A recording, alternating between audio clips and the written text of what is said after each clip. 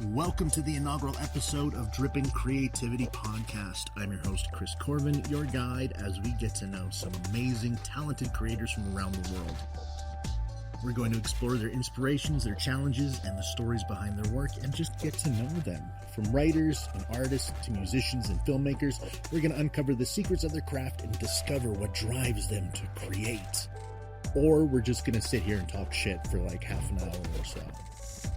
And today I'm thrilled to announce our very first guest, E.L. Knight. He just released his debut novel, The Undying of Dracula, and we're going to dive in to everything about him. E.L., thank you very much for being here. Why don't you tell everyone a little bit about yourself? Well, I live in the hills and hollers of West Virginia in the Appalachian Mountains. I'm 38 years old. Spent a lot of my life as a recluse because of anxiety. Worked some odd jobs here and there. And then the best job I ever had, I worked at a library for 7 years. And it was absolutely amazing. But my physical health forced me to take a look at what I was doing with my life. And I decided to part ways from the library amicably, where there's no hard feelings there. And then I decided, hey, I'm going to write a book. And I talked with my wife, and she said, I was like, give me a year, and if I can get this book written and published in a year, then we'll see where we go. And with her support, I was able to take time off, put time into writing this novel, and I think it's 2 weeks past the 1 year date today that I started writing it. Holy shit. So you got all of it done in a year. Well, some other people have told me that's impressive, and I was thinking, holy shit, it's 1 year's too long. I need to do it in a much shorter time period. But I'm starting to learn that other people take a much longer than a year to get their stuff done. So I guess it is quite impressive. You know what? It is. Like, a lot of the times there is a very arduous process for some people. It really depends on your writing style. I've learned, some people can bust out stuff rather fast. Other people can take 10 years to write their first one. Like, it's to each the own author and how you get it done. And the fact that you managed to not only set a date and stick to it and then have that support behind you, that is freaking awesome, man. I absolutely love that.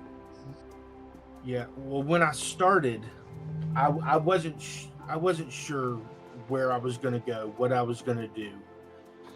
And I had a short story that I'd started, 10, 15 years ago about Dracula.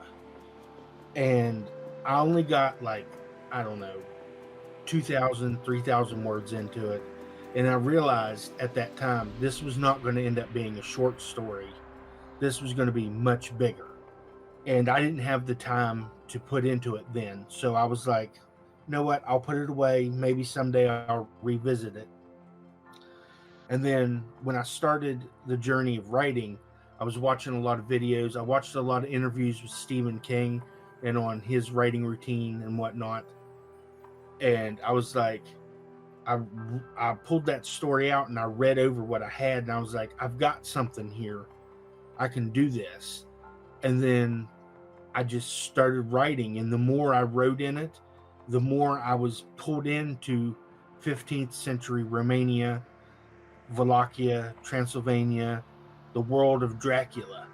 And it just flowed out of me. That is freaking cool, which actually comes nicely to the next point there. So when we are recording this, you just the book just went live, right? Yeah, and it just went live yesterday, which is freaking amazing. I absolutely love the fact that I'm here to see this, and especially with everyone in the cafe, it's amazing, and I'm looking forward to reading this book. So congratulations on that. So tell me about the book. Let's just go with that. Like, tell me why Yeah, go for it. I've read Dracula several times over my lifetime, and every time there's always a few things in the book that are referenced, but they never get expanded on.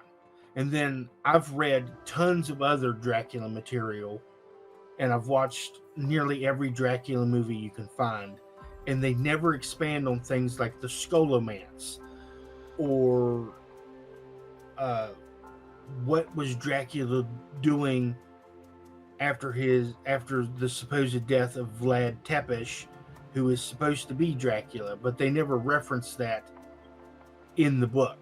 They just say like he's a relative of the Dracula family. And I was like, I want to see Vlad Tepes Dracula, the only Dracula in history, and see him become Dracula the vampire. And so I decided to write the book about that. I decided to choose things out of the original novel that I wanted expanded on. And I wanted to take the historical Vlad Dracula and turn him into Count Dracula that Bram Stoker created. Gotcha. Oh, that's really cool. I like that. I like that a lot. Hell yeah. All right. So you did all this in a year. You had the support from your wife. Yes. You mentioned Stephen King, which is fantastic because he's one of my biggest influences as well. I absolutely adore that man. He needs to be protected at all costs. So then what is your process like? Like when you came up with the idea and you're going through it and all that stuff, are you an outline person? Are you a pantser? You know, what's your creative flow? I am absolutely 100% a pantser. I had another book that I was going to write at one point, and I outlined all of this stuff. I put all these plot points in. I created the characters. I had pages of pages of pages of notes, and the process exhausted me, and I no longer wanted to write that. I was just like, and this was several years ago. I was like, I've got a great concept here, but I've got too much. It doused my creative flow. So when I start writing, I literally open up the document, like with the current book that I'm writing. I just start writing. Like I'll have like a vague idea of the characters and the plot, and then I just start throwing words down. And then later, when I read over it, I can expand on stuff, or I can take stuff out that doesn't work. Like with The Undying of Dracula, there were several parts in it that I later was like, well, I've got to take that out. That's not going to lead anywhere. It doesn't need to be in there. And then I got halfway through the book, and there was a specific character that I had killed off very early on in the book.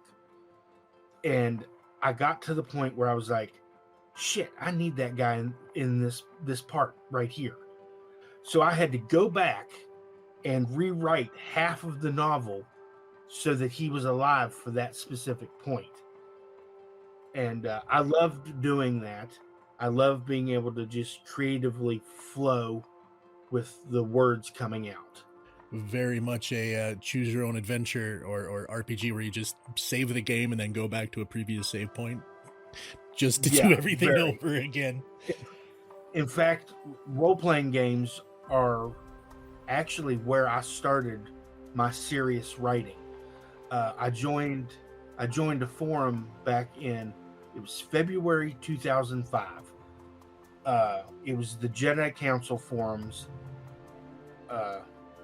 that exists online. I can't remember the parent site at the moment, but the forums have thousands and thousands of threads to talk about Star Wars, everything Star Wars. And I stumbled into this group that was they had a role-playing game, and what you do is in the forum you have your character you created, much like any RPG you would, and then in the forum you will be involved in a situation with other characters. So you type out a big long post of what your character's doing, observing, feeling, all of that stuff, and then you tag your other partners in the scene, and then they respond, and then you keep doing that on and on and on. And I did that for 20 years. Oh shit. So it really honed my writing skills. Yeah, and the improv of it all too, right? Oh like, yeah, that's one of the things I love about tabletop games as it is, especially being a DM myself, where it's like being able to create on the fly is its own kind of high that can't really be matched anywhere else. So yeah. Oh yeah. That is free, especially 20 years. Like, holy shit, that's a long ass time, man. Yeah, in this character, if you go on my website, there's a section for my RPG characters, and his name is Xandoran Sealakes, or Sith Lord Darth Hades. Yeah, nice. I dig that. And he's based off of Darth Maul to begin with. He was one of my favorite characters when the prequel trilogy came out, and I was just like, oh my god, this guy is so awesome. And with the horns and stuff, I was like, Hades makes such a great name for a character.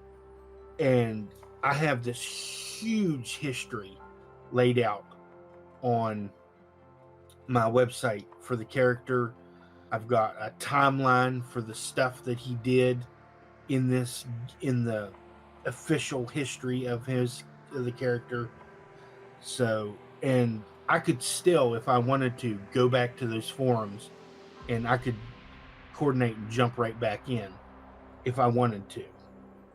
That is so freak, especially for something that's been around for so long, to still have active community members like that. That's amazing. I love that. Yeah. So you had mentioned that there'd been some health issues. That's why you had to leave the library and all of that stuff. Yes. Did you find a point where the health stuff affected you in the emotional sense? Like, did it stifle your creativity when it came to this type of thing? Like, how did you overcome that aspect of it? Well, it never really affected the creativity part. The part that it really affected is the physicality of being able to do things. I have lumbar spondylosis with bone spurs down in my lumbar region, which causes me to have back pain a lot. If I bend over and do a lot of stuff, bend over, stand up, my back will hurt. And then eventually it gets to the point where my legs no longer want to work normal because it's pressing on all the nerves in my spine there. And randomly, my right leg, my thigh will go numb. I can't walk. And the only relief is either take a ton of like Tylenol and ibuprofen and lay down, or avoid doing the physical work to begin with. Sometimes sitting at the computer could cause a trigger for pain. And so there would be days I would be like, okay, I can't sit at the computer and write today. It hurts too much. So I would be in bed laying horizontally, because that's where I get the most relief from my back, because it can straighten out and do all that. So sometimes it'll affect me emotionally. Like when I first originally was injured, I had to spend almost 3 months in bed because I had changed insurances, and I got injured at the beginning of December. I had to wait until January for my insurance to kick in, and then I had to wait another month until I could get in to see the doctor for my back. And the depression and the anxiety from all of that was bad. But slowly, as time has progressed from 2020 to now, I've improved. And sometimes I can go all day doing stuff and it never hurts. Some days that's not true. Some days I can go out and plant some stuff in a garden, and then from all the bending over, I'm like, okay, I'm done. I go sit and relax. But most days I can sit at the computer now without any trouble. That's a lot of shit, and the fact that you're finding ways to overcome that is so powerful, man. And I just hit my microphone. Shit, it's gonna be so loud. Anyways, so getting away from that, let's pivot off of what you were talking there about getting in the garden and all that. Like, what other types of things do you enjoy to do when you're not creating or avoiding being in pain? Well, one of the big things is, since when I was in bed, I've always loved movies, and when I was bedridden, uh, we we have decent enough internet. I can stream stuff. Sometimes it doesn't work, and that's really frustrating. But I watched a lot of movies and TV series that I'd never seen before, or that people were like, "Oh man, you got to watch this," and I'd just never gotten around to it. So, TV and movies are a great thing for me to just absorb myself in. I'm also a collector of DVDs and Blu-rays, and I just recently started collecting VHS tapes again. I had a huge collection of VHS tapes. There, I had like a one of those giant blue tubs that you can get from like uh, Target or Walmart or whatever, and it was clear full of VHSs. I had the original Star Wars. I had the original Indiana Jones. I had all the Die Hards. I had uh, some of the quintessential '80s sword and sorcery films. I had so much. But when I moved out of my mother's house and moved in with my girlfriend, then fiance, and now wife, we didn't have much room in the other house. We had less space than I would have liked, so I couldn't bring them with me. So I packed them up, sealed them away, and left them at my mother's house. And I was like, someday we'll move into a bigger place. I'll be able to go get them. 2018 rolled around. There was a power outage, and when the power was out, my wife and I went up and talked to my mom, and I said, we're going to go take a drive. It's still daylight out. It was like, I don't know, 6:30, 7 o'clock. I was like, we're going to kill some time. Hopefully the power will be back on when we come back. We come back home, and my childhood home is on fire. We were gone less than 45 minutes. And when we came back, it was a total loss already. And the worst part of that is not only did I lose all of those VHSs that I'd collected, I had the entire Star Wars Expanded Universe novel set that I couldn't take with me. So I'd packed those away and left them on like bookshelves and in boxes and stuff. I was like, someday I'll get those back. And the real kicker was, after the house had burnt down, and we lost 3 puppies in the fire as well, which was terrible. But I was walking around the wreckage of the burnt house, and I go into the backyard, and just like it was like somebody wanted to play a terrible joke on me. I found all of these book pages in the yard, and it's all of my Star Wars novels. Just one page here from one book, one page from another, one page from one over here. Like they were barely burnt. You could easily pick them up and read them, but the rest was just gone. And I was just like, wait, that's some shit. Yeah, no, that's definitely the fire giving you the middle finger. There's really no other way around that one. Right? Well, shit. Well, you know what? You're starting to collect again. Gonna build it all back up. This is amazing. Yeah, it took many years for me to get to the point where I was like, okay, I'm gonna start collecting them again. I've got a small collection right now, but Eventually, I'm hoping to get like my wish list items. I just recently got uh, the Star Wars special editions on VHS, and I bought the original Indiana Jones box set and got those. And then my mother thrift shops everywhere, and she's grabbed several VHSs for me as well, thinking, "Oh, he'll love those," Perfect. and brought them to me. Perfect. That is awesome. It's a great collection to have too. I know my dad was a massive VHS collector too. He had literal wall filled with VHSs.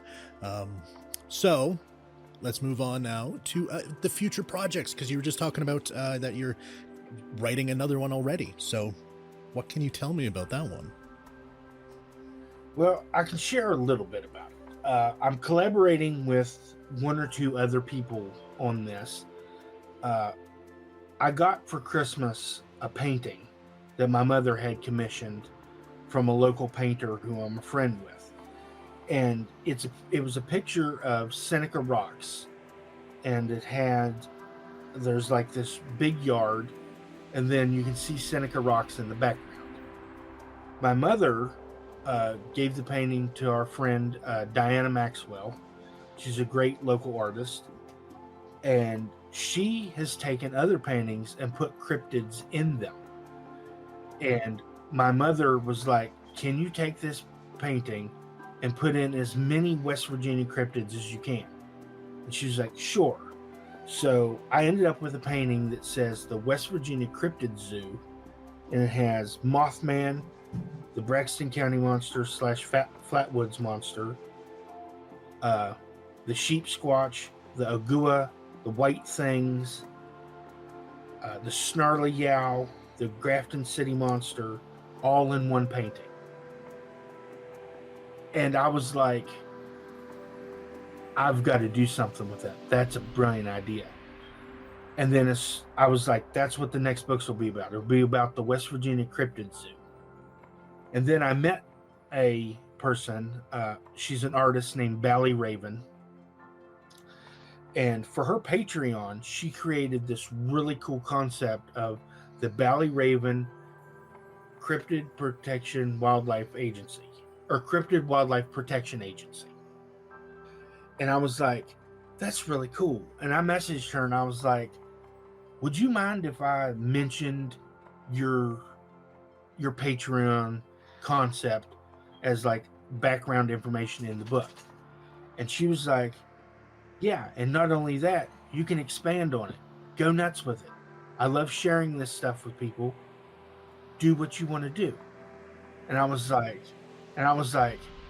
well, this really opens stuff up, because she's got a lot of great stuff involved with that. And if you want to, go to Bally Raven's Patreon, and you can look and see, and her levels are under banners, like the Frogman banner, which is a cryptid from Loveland, Ohio, or the Mothman banner, which are the secret agents of this Cryptid Wildlife Protection Agency. And there's probably 6-7 more other banners that exist that you can subscribe under and get exclusive Patreon stuff. And I was like, I'm doing Mothman, the Mothman banner, the secret agents. That's perfect. That's perfect for this. And I've been doing a lot of research and creative thinking. I haven't written much in it yet because, well, I've been avoiding it for some reason, and I don't know why. But I guess that's one of the big things. Writers like to procrastinate, and then when they finally actually do it, there you go. You have it. The two hardest things that any creator will do is the first step and the last step. Oh God, yes. Without a doubt. I know for me, that's the hardest thing in the world, man. Once I get going, I'm flying. It's fantastic. But finishing something and starting it, it's damn near impossible. I hate it. Yeah. Well, and the second part to the collaboration, which is why I'm having trouble with the first part of this novel, is there was a specific artist called Cryptid Clyde that is also involved with Bally Raven, and she created a caricature of him as a character in this concept. And I messaged him and I was like, hey, do you mind if I use Cryptid Clyde as a character in the opening of the book? And he was like, no, that'd be great. That's cool. I can't wait to see what you do. So I've written up, I think I've got like 6,000 words, and I've split it up into 3 chapters so far. And I've got the basic concept laid out to enter this world. And the next couple of scenes are going to really be really cool. They tie in with some actual stuff that's in Arizona. And I think it's going to be really good. I don't want to reveal too much, though, because... Save it, because just that right there, everything you said, I love it. I'm already in. I can't wait to find out more as you go. That's going to be freaking awesome, man. Yeah, one of my big issues is that when I start writing something, like when I started writing The Undying of Dracula, and I posted this on Facebook, I said, the worst part about writing this novel is I want to tell everyone about it now. Yep. I want to keep writing and then just to tell everybody about it and have deep conversations about the whole thing. But that ruins it if you do that. So I showed an amount of restraint that I have never had in my entire life writing this novel and not telling people about it.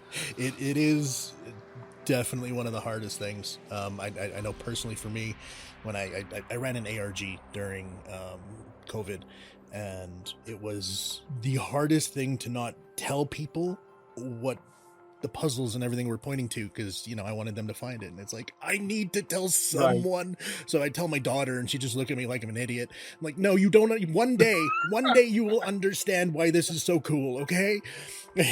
But you will see this and you'll be like, my dad's a genius. Exactly. I'm telling you. But anyway, so we're coming up near the end, but I did want to see, based on this first novel, which you created, released, everything's out, you like beginning to end, you've done it all in a year. What advice note would you give to somebody through the entire process? Something you wish that you knew now at the beginning?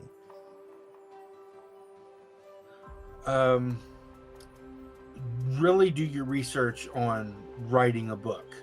When I first started, I watched a ton of YouTube videos from places about people who were writing how to format your manuscript. I wrote half of it before I realized, oh shit, I haven't formatted this thing in any way, shape, or form that a publisher would want to see, an agent would want to see, or even a way to put it into, because I used Amazon, I used Kindle Direct Publishing, and I didn't have any of it set up for stuff. So if you're going to start off, make sure you look into how you want to do. If you want to do traditional publishing, make sure you format it the correct way. You're going to do it indie, make sure you format it in a way that will make it easier when you're done to be able to just change a couple things and then stick it in. Definitely take the time to set up at the start and know what you're getting into, yes. So you don't have to backtrack. And absolutely. And I would also suggest to anyone out there, if you're a writer and you're listening to this, if you're not in the Creative Coffee Cafe, which is the Discord that Chris here runs, you should definitely join. There are people who have advice for you. I was part of a place called Ravenhurst and now Creative Coffee Cafe. The advice I got from people in these 2 Discords was invaluable. Like I learned stuff. Like I would have a question pop up and I was like, who do I ask this? And then I was like, oh, I've got a Discord of people. I would ask a question and you get answers immediately, and it's amazing. Yeah, that's literally what you just said there is the exact reason why I wanted to do the cafe is a safe place for everyone, right? Right. Especially creators, because, we're very sensitive people. We are. So, having a nice safe place where we just be ourselves is fantastic, but also, yeah, to have a place where other writers who are, in the same boat or ahead or behind, we can just talk and learn without having to stress out. And that's amazing. I'm so glad between this and Ravenhurst, and there are so many amazing communities out there, like even Sarah Burton's Revenge of the Nerds Discord there that she has. It's all writers, so I don't know if you're in that one yet, but I'm not in that one, but I'm gonna definitely look into it. Let me tell you. I'll get her to send you an invite. But it is like the communities that are being built right now, especially for creators, is amazing. And I love to see it, and I love to see it grow. I mean, shit, look what we've accomplished in like 3 months, and you've been a huge part of that. Like, you are so beloved in this community that just having you around is a gift. And I'm so glad you're a part of this, man. I am honored. Well, thank you so much. That really makes me feel nice, because I'll tell you, one of the things when you're writing this, and I'm sure every writer goes through this, is the doubt that anyone even cares that you're doing this, or that you're even making an impact in any way. So I went through writing this novel, and when I got to the point where I sent it out to a couple alpha readers to read, and they had it for, I don't know, a couple weeks. And after like week 1, week 2, I'm thinking, oh God, they hate it. They're not reading the rest of it. They've put it down, and they're just avoiding telling me that it's trash. I would share excerpts with some people, and then they'd be like, "Oh, that's really good. I really like this." And I'd be like, "Shit, they're just being nice to me. Oh my God, nobody likes this. What have I done? I've wasted a year." Yeah. Oh man, like those thoughts right there are literally. I don't know anyone that doesn't have those doubts with anything they do ever. And especially when you have those asshole readers who trash something without giving a reason as to, like, the non I can't even think of the word I'm thinking about here, but they're assholes, like we've seen them pop up a couple times in the cafe there, where it's just like, this was not constructive criticism at all. You were just being an asshole. They spout shit with no substance as to how to help fix it's like what they didn't like. Even if I read something and I don't like how it is, I will find the things that I do like within it, and then go, now with that in mind, these are the things that I would suggest personally to work on. If you do or not, that's entirely up to you, but there are ways to help someone get better, and that's literally the entire point of this, is to get better at being a writer or a creator. Exactly. And it's so important just to have that community that you can fall back on, to go, you know what, these people are not gonna just jerk me around. I trust them. Right. Exactly. And that's the way I view the cafe. And Ravenhurst is rebuilding right now, but they're the same way. They're people that you intimately share details of stuff, the writing journey with. Somebody will come in and they'll complain. They'll be like, today this person said blah blah blah, and I was like, my whole entire book's trash. And be like, now wait a minute. There's two types of like alpha and beta readers. There's the emotional, and then there's the critical. And the emotional ones, they just type out everything they hated with no critical and crucial criticism to be with advice to help. And then there's the critical readers who are like, okay, I like this, but this part taints that part, or and they break it down, and they're like, hey, this is what I didn't enjoy in it. And you're like, okay, cool, I can try to fix some of this.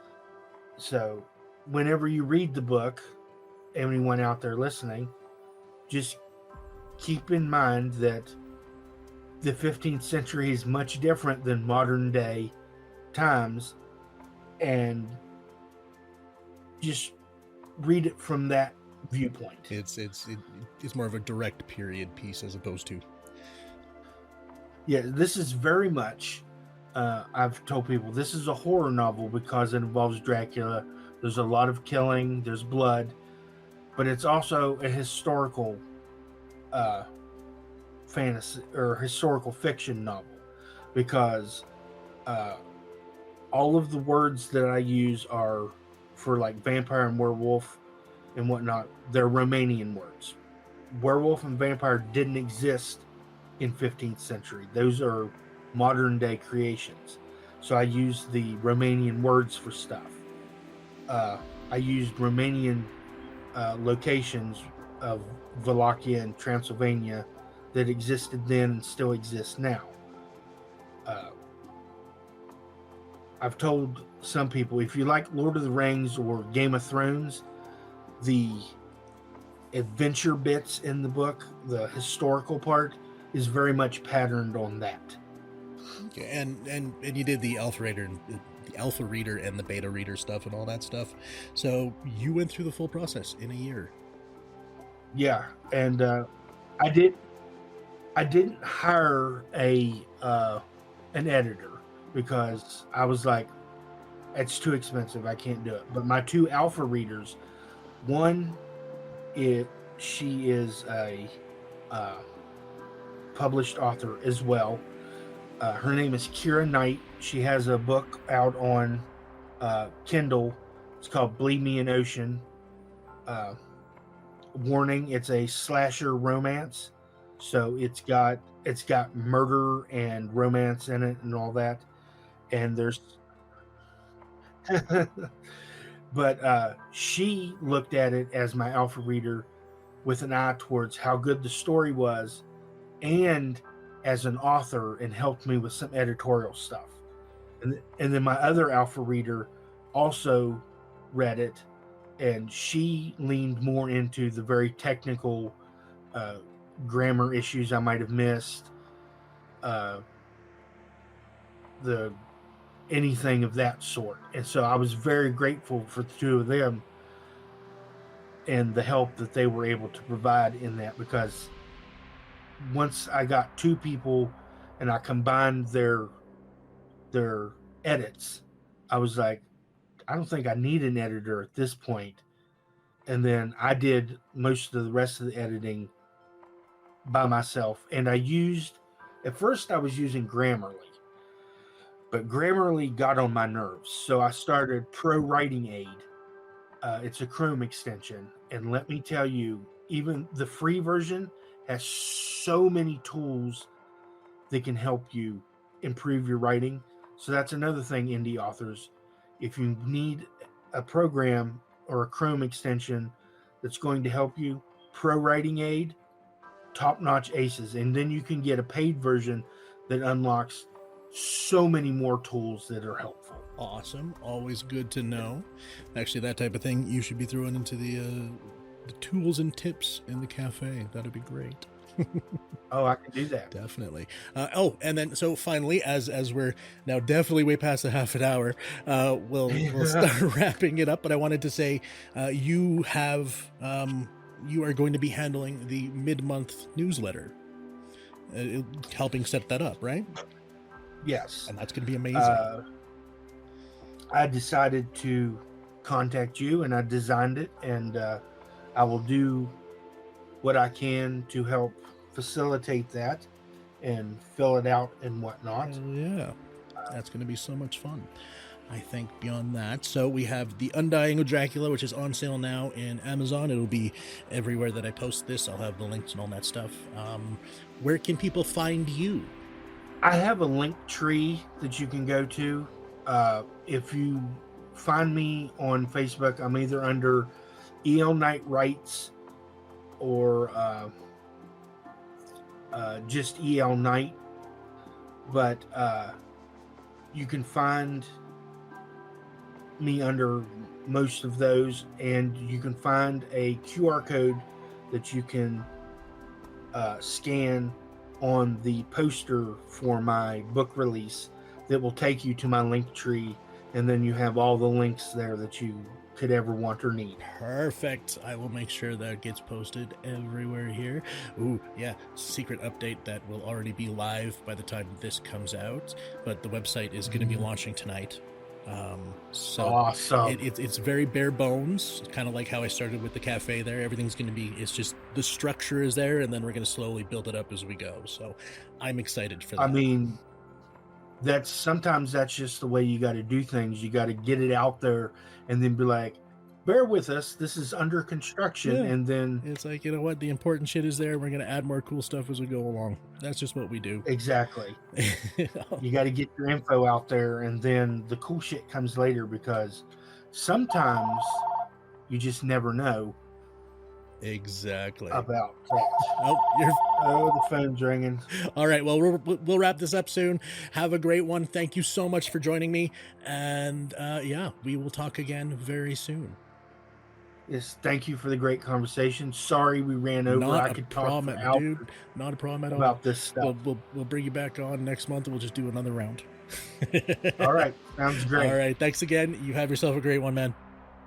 Yeah, you have a wonderful day as well, Chris. Bye. Bye. And that brings us to the end of our very first episode of Dripping Creativity Podcast. I want to extend a heartfelt thank you to our guest, E.L. Knight, for an amazing chat. It's been an absolute pleasure having you on the show. And to our listeners, we hope you enjoyed today's episode as much as we did. Don't forget to check out E.L. Knight's debut novel, The Undying of Dracula, on sale now. Links are in the description. If you enjoyed today's episode, please consider subscribing to the podcast, leaving us a review, and sharing it with everyone you know. Your support means the world to all of us here, and it helps us to continue bringing you the best content we can. My name is Chris Corvin. You can find me everywhere at Chris of the Void, and stay up to date on all the latest things happening in the Creative Coffee Cafe Discord by going to bio.link/Creative Coffee Cafe. Until next time, may your creative cup never run dry. See ya.